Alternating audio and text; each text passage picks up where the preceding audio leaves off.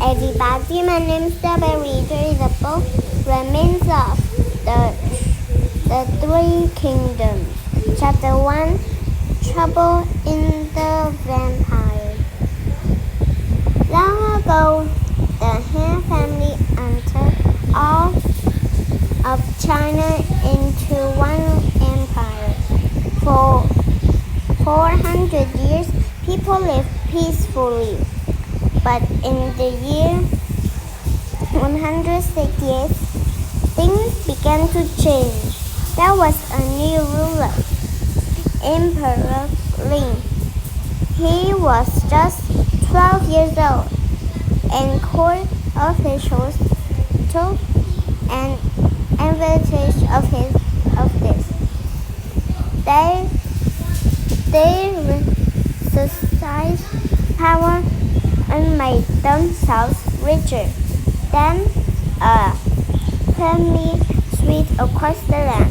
Charles was returning. In a small village, a young man was selling straw shoes. His name was Liu Bei. He was a distant relative of the Hans, but he spent his life in poverty. As a child, he often played under a huge mulberry tree by his house.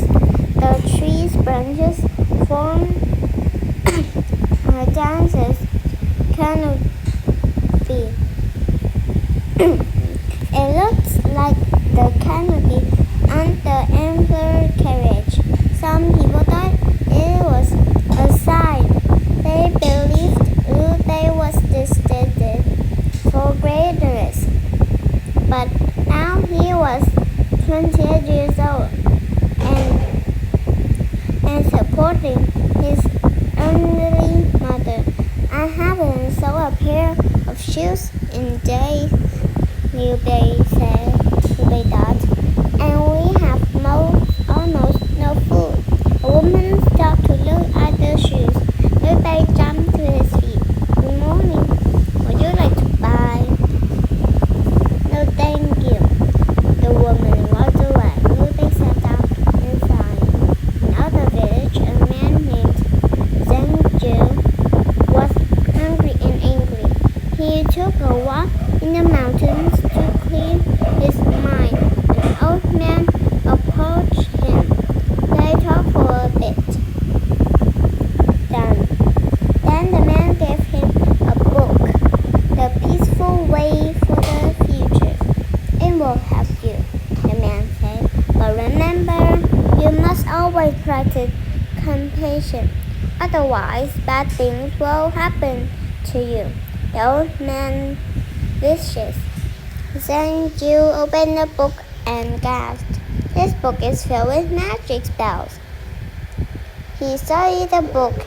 In time, he mastered its secrets, learning how to heal people and control the weather. With these powers, he could stop all suffering. Zhang Zhu went back to his village. He raised his hands. People stopped to watch. The sky grew dark. Clouds rolled in. Rain splashed down. The crowd gasped. He knows magic. That rain will save our crops. Zhang Zhu traveled to other villages. Everywhere he went, he conjured rain and healed the sick. People began to follow him, and their numbers quickly increased.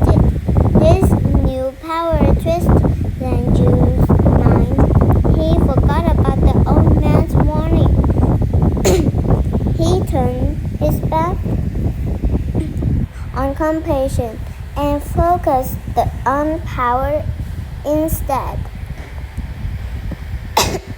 I will wipe your out the hands, Zhang Zhu thought angrily.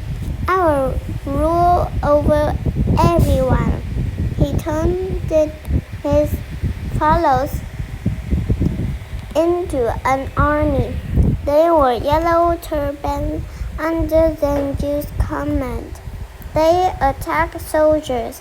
They burned the homes of anyone loyal to the Han. News of their toil pressed fast. One day, a man and his son were tending the garden. Shouts suddenly rang out. Smoke rose from a house. The yellow turbans are attacking, the man whispered. We must leave. But father, the boy said, we don't even have our shoes. Come on. The man picked up his boy and ran. They hid in the forest and waited for nightfall, railing under moonful light. They walked all night. The next morning, they arrived in a village. Their feet were bruised and bloody. When they spotted a young man selling shoes. They didn't know this, but the young man was about to help them. He would also change China forever.